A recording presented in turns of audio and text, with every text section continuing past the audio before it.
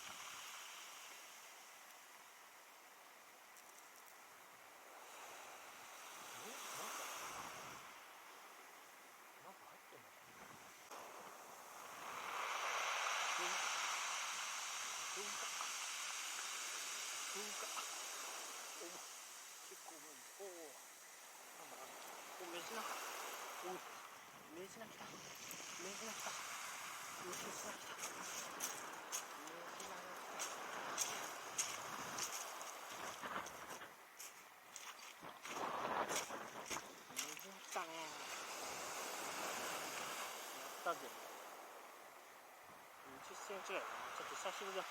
持って帰ろうか。ね。ありました。右やった。20ぐらいだね。ありました。よし。お、下と思った。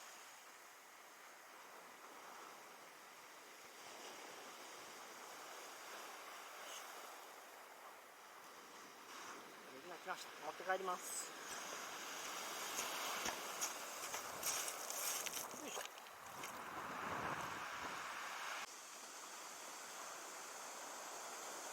結構岩だらけだな。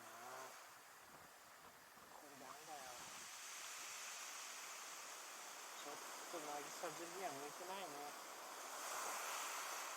これはダメだ。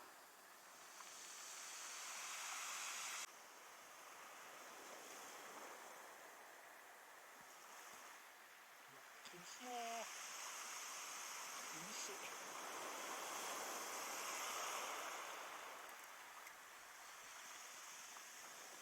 これが入るだろこれ。こ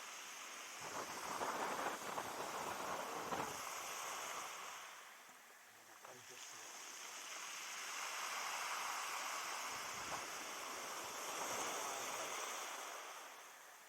海藻が。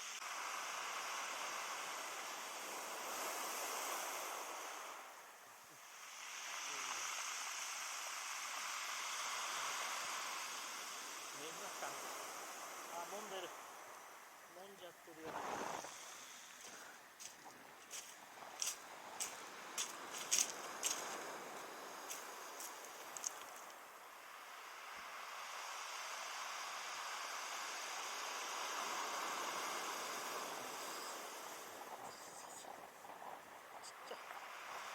な。そうです。ひなちゃん。